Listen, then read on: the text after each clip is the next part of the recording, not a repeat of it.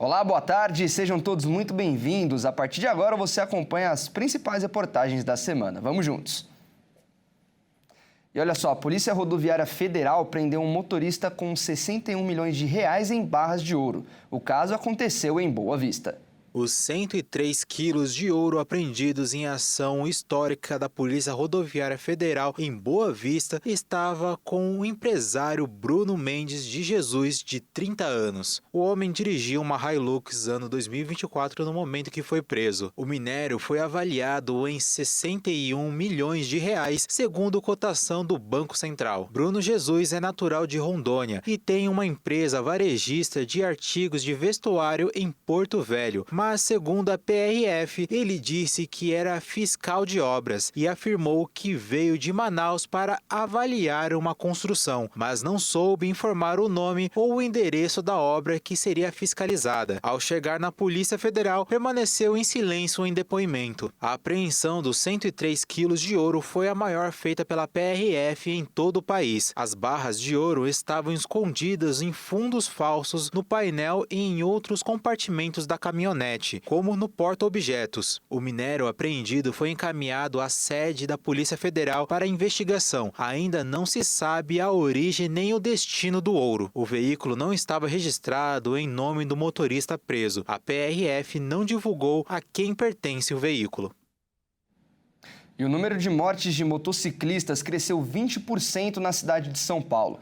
E por conta disso, o Ministério Público iniciou uma investigação sobre a gestão do prefeito Ricardo Nunes, do MDB, e também do governador Tarcísio Freitas, do Republicanos. Pilotar sobre duas rodas se consolidou em São Paulo como a forma mais letal de se locomover desde 2018, quando ultrapassou a morte de pedestres, até então mais recorrente. Por conta disso, o Ministério Público de São Paulo requisitou ao prefeito Ricardo Nunes e ao governador Tarcísio Freitas informações sobre as ações de educação no trânsito, sinalização, fiscalização e estatísticas de acidentes com motocicletas nos últimos 2 anos.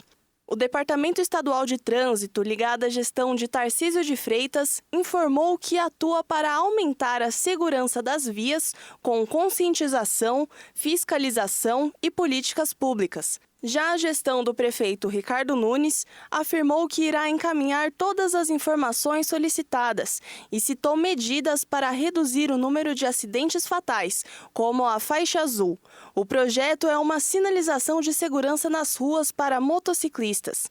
Segundo a prefeitura, houve uma redução de quase 50% no número de óbitos, onde a faixa foi implementada. No entanto, as ocorrências de trânsito com mortes envolvendo motos cresceram 20% no ano passado, superando o ano anterior, que registrou 11%.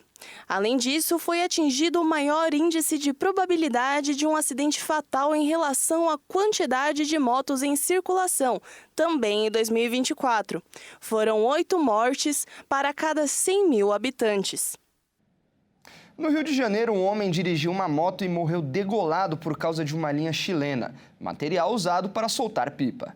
Dados da Linha Verde, programa do Disque Denúncia, apontam um aumento no número de denúncias sobre a linha chilena no estado do Rio de Janeiro. De acordo com o levantamento, nos últimos 7 meses foram mais de 700 ligações. Uma fatalidade envolvendo a linha chilena aconteceu na Via Light, na Baixada Fluminense. O pintor Jorge Luiz Marciano, de 38 anos, voltava para casa com a esposa quando foi ferido pela linha. Parentes da vítima foram até o Instituto Médico Legal de Nova Iguaçu para liberar o corpo. Jorge era pai de 3 crianças e cuidava de um sobrinho antes de ser atingido pelo objeto cortante. O pintor foi com a família prestigiar o filho de 8 anos em um campeonato de futsal. Outras 2 pessoas foram atingidas pela linha. Por conta do alto risco de acidentes graves, desde 2019, uma lei proíbe a comercialização, o uso, posse e o porte, tanto da linha chilena como do cerol no estado do Rio. Quem for flagrado produzindo ou usando o material pode responder criminalmente. Uma turista de 52 anos, natural de Planalto, no noroeste do Rio Grande do Sul, foi vítima de um assalto no centro de Rivera, no Uruguai. O crime ocorreu pouco depois da chegada de um ônibus de excursão à fronteira. Uma turista gaúcha foi assaltada de forma violenta no centro de Rivera, no Uruguai, logo depois de desembarcar de um ônibus de excursão. As câmeras de segurança registraram o momento em que 2 homens encapuzados saem de um carro branco e vão direto até a vítima. No áudio dá para ouvir os criminosos exigindo a mochila dela, como você confere agora nas imagens.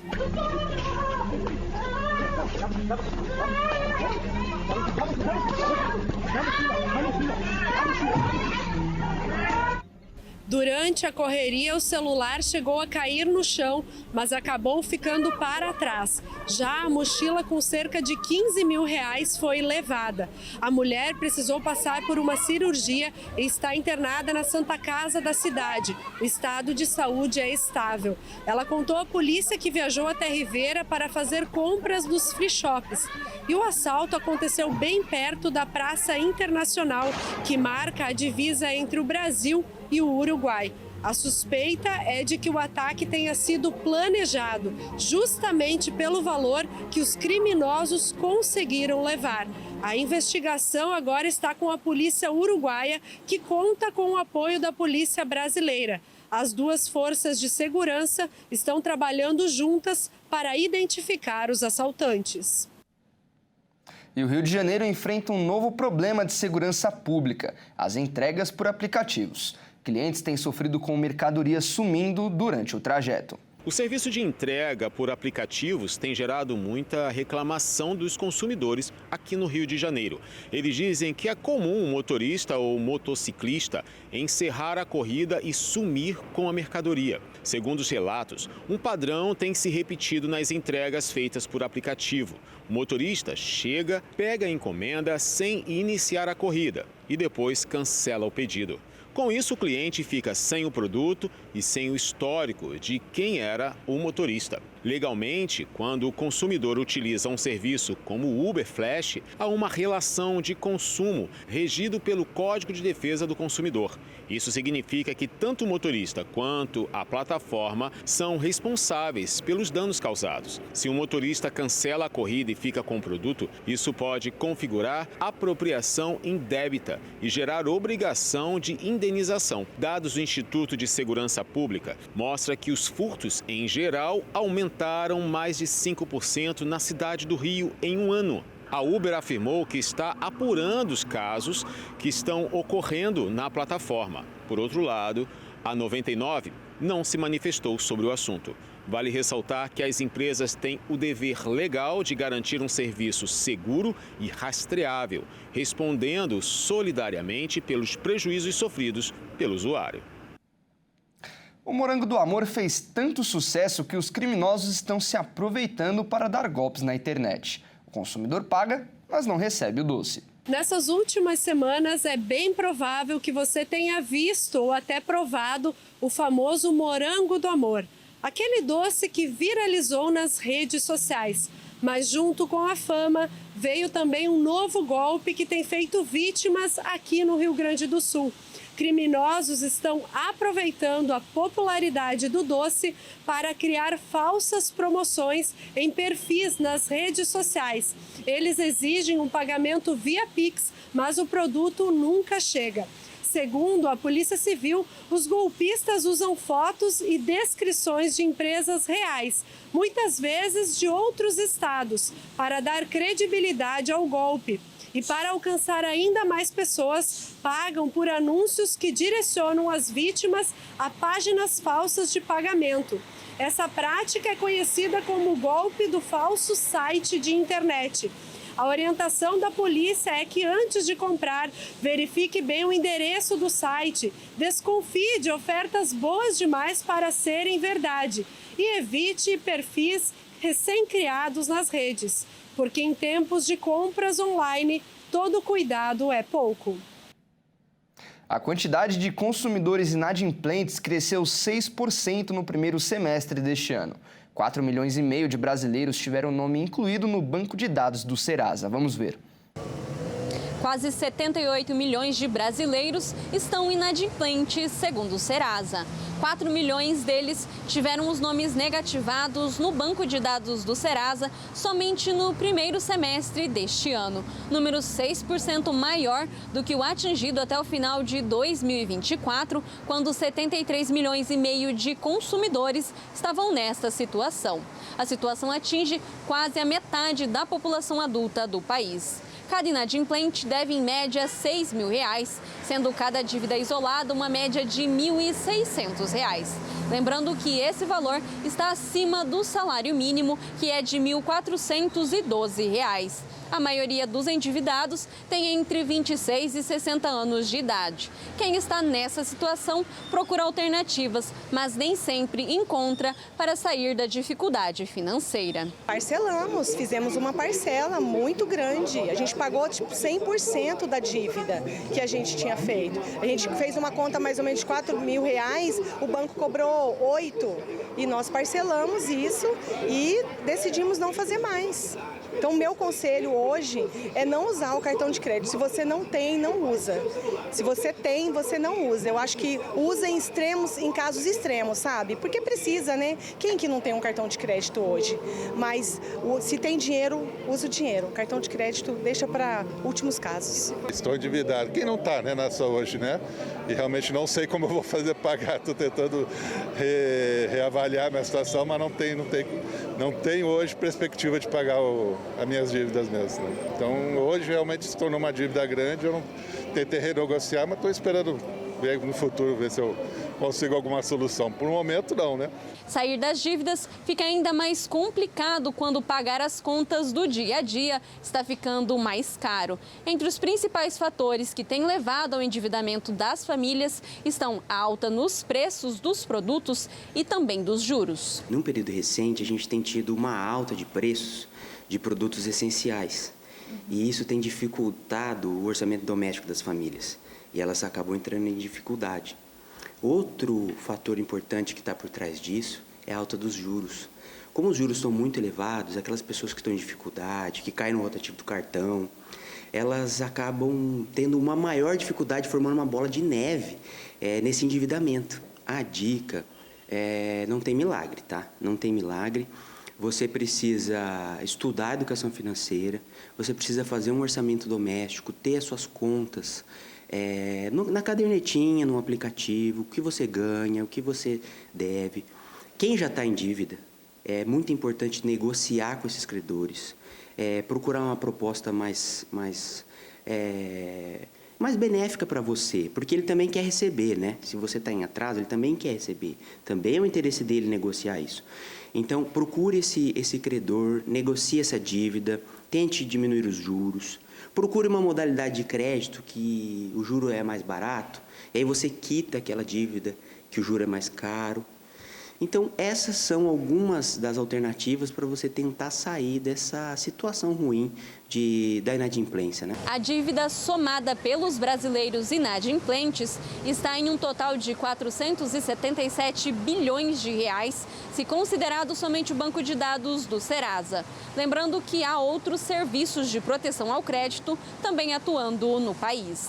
Quem está com o CPF restrito devido à negativação só sai da lista de inadimplência se pagar a conta.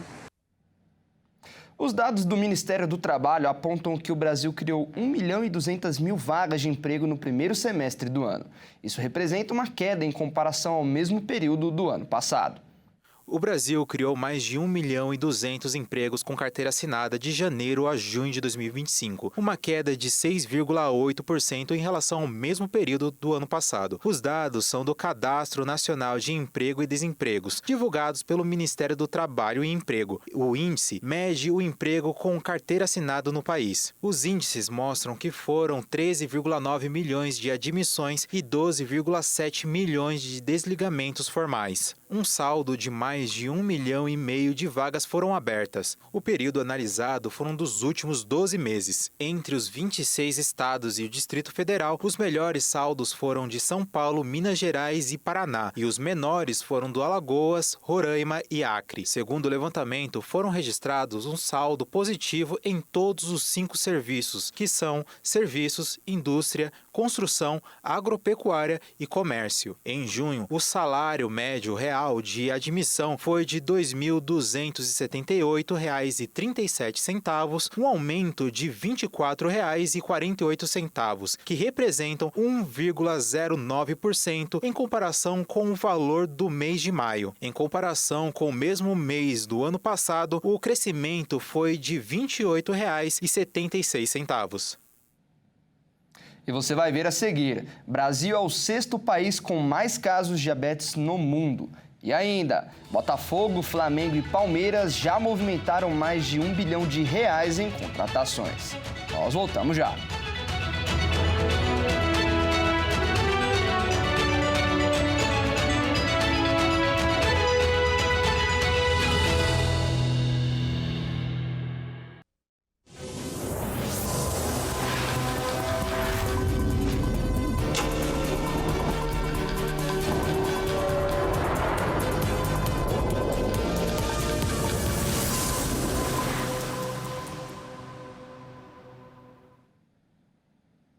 Um levantamento aponta que o Brasil é o 6º país com mais casos de diabetes no mundo.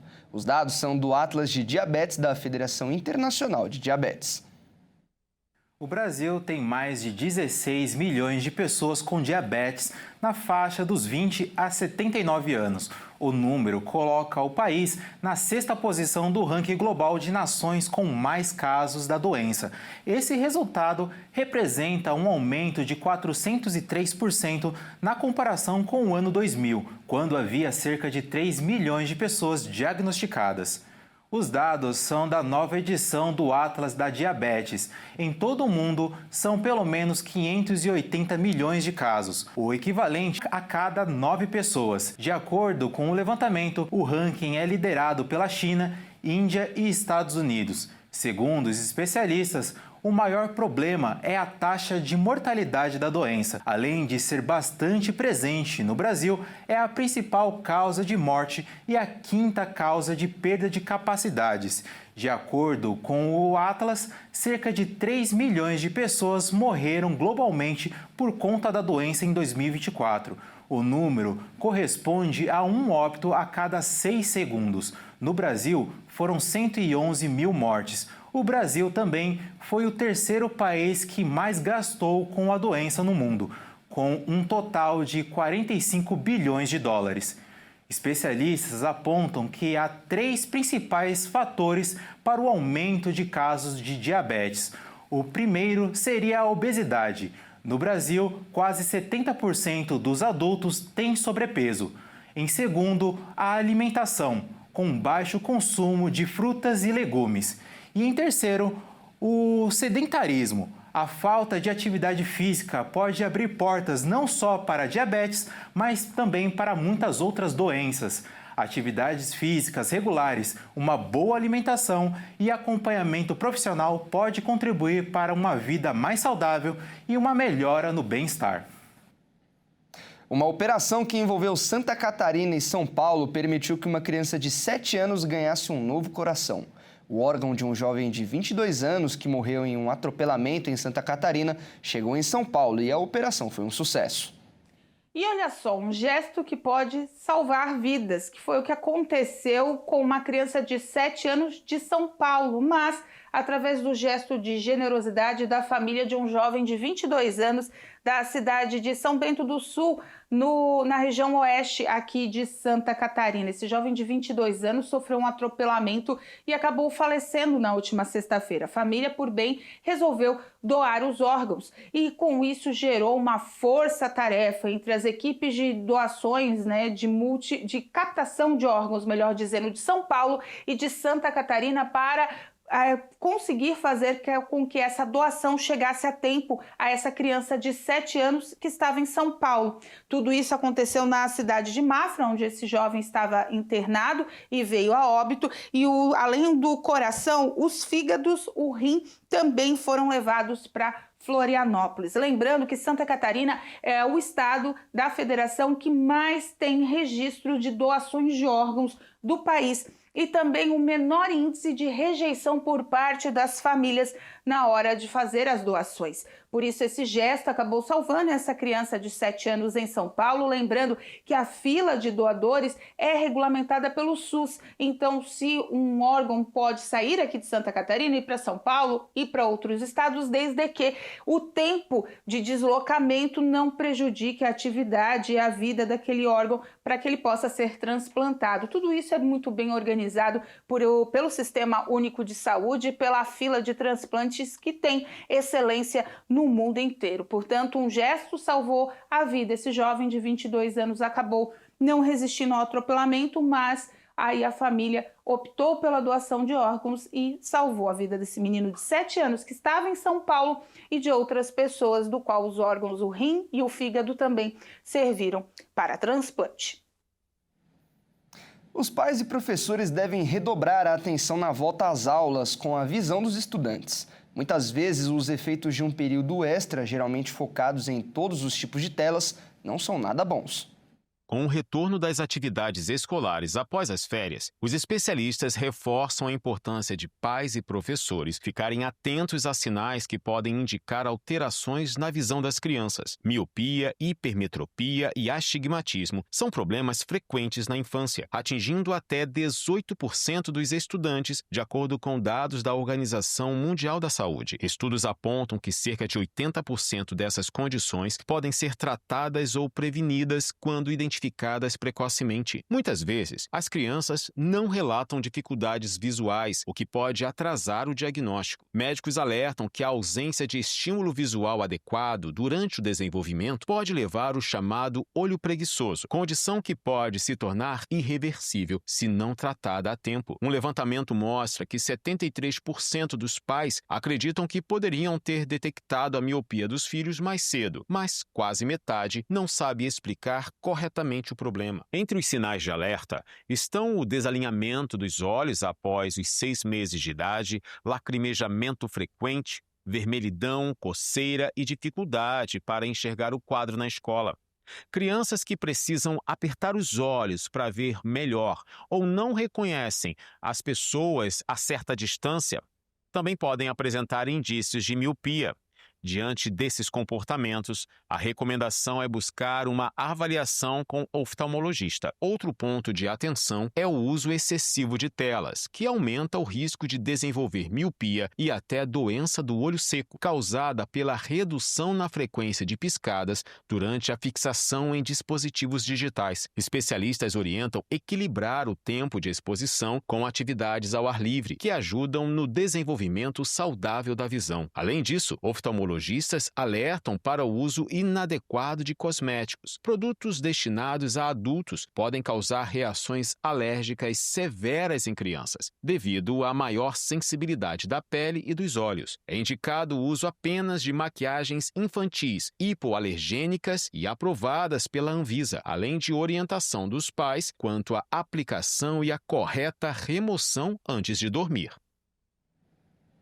Uma doença que, de repente, faz o corpo se curvar, o passo fica mais lento, as mãos tremem, a fala enfraquece e a memória recente começa a falhar. Esses são alguns dos sintomas do Parkinson. Porém, um estudo da Universidade Federal Fluminense mostra que o treinamento respiratório ajuda a reduzir os efeitos da enfermidade. Vamos conferir.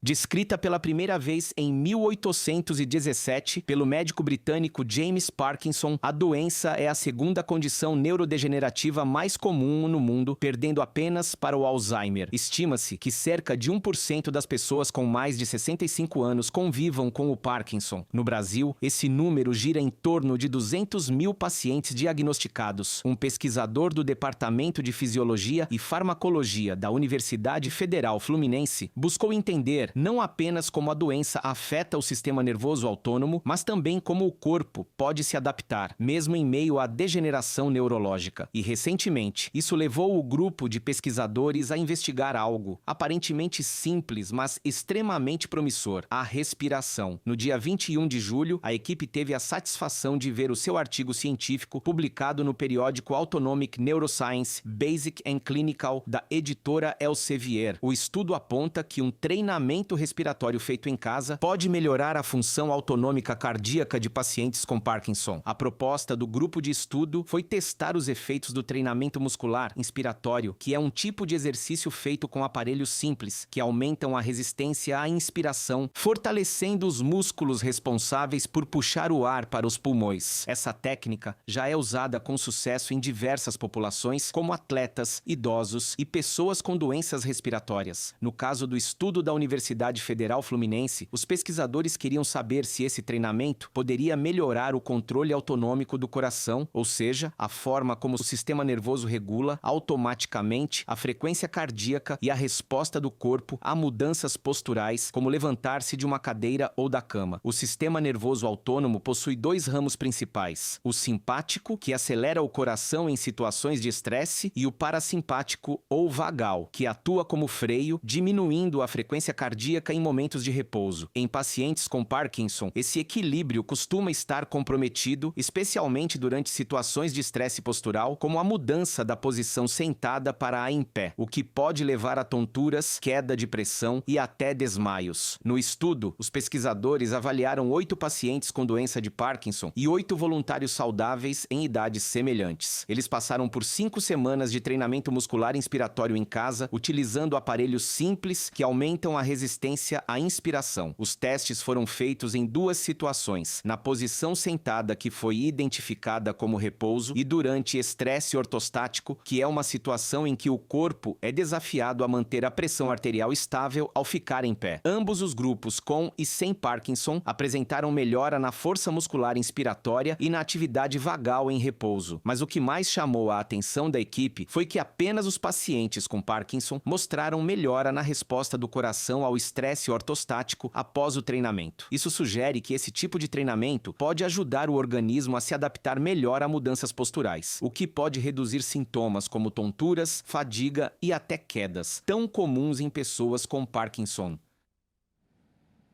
Uma pesquisa revela que o Brasil tem mais praticantes de exercícios em casa do que nas academias. E essa tendência está em crescimento, especialmente com a alta da cultura de bem-estar. Vamos conferir.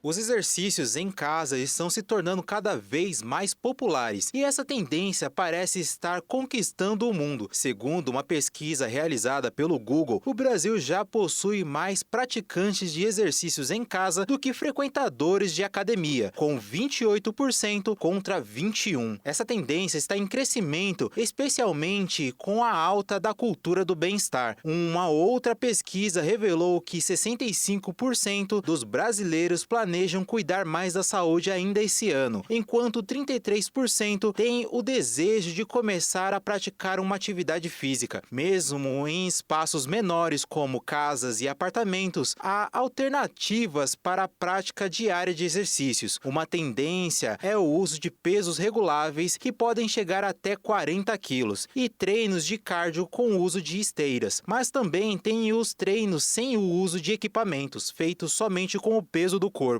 como polichinelos, agachamentos e diversas variações de flexão e abdominais. Então, encontre a maneira de se manter motivado com metas realistas e um espaço confortável. Treinar em casa pode ser uma experiência gratificante e eficiente, proporcionando inúmeros benefícios para a saúde física e mental.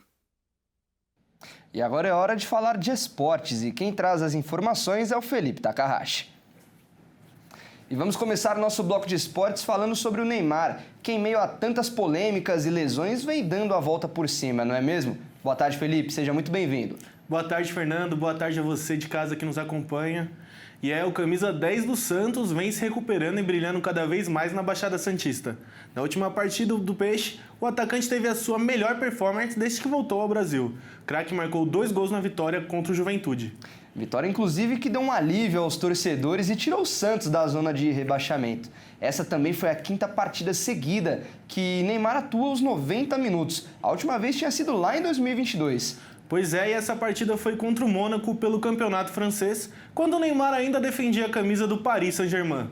Mais um dado que mostra que o atacante santista vem dando a volta por cima na carreira e se recuperando das lesões. E quem estava de olho em tudo isso era a comissão técnica da seleção. Vamos conferir. Jogando para mais de 37 mil pessoas no Morumbi, Neymar teve uma de suas melhores atuações desde que voltou para o futebol brasileiro. Com 2 gols na vitória por 3-1 contra o Juventude, o craque ajudou o Peixe a respirar na tabela e sair do Z4. Neymar chegou à sua 5ª partida seguida, atuando os 90 minutos. A última vez que isso havia acontecido foi em 2022, quando ele jogava pelo Paris Saint-Germain. A atuação de Neymar chamou diversas atenções, como do diário AS da Espanha, com direito à frase "Recado de Neymar a Carlo Ancelotti". Falando em Ancelotti, membros de sua comissão técnica estavam no Morumbi para acompanhar de perto o jogador do Santos. Neymar falou com a imprensa e, quando foi perguntado sobre se ele achava que Carlo Ancelotti tinha gostado da sua atuação, deu a seguinte declaração: não preciso provar nada para ninguém. Eu continuo fazendo o meu futebol, todo mundo sabe do potencial que eu tenho. E é isso. Após falar com a imprensa, quando o Neymar já estava indo embora, ele discutiu com o jornalista, que estava na zona mista. No vídeo, é possível escutar o profissional chamando o jogador de vacilão e depois falando que era apenas uma brincadeira.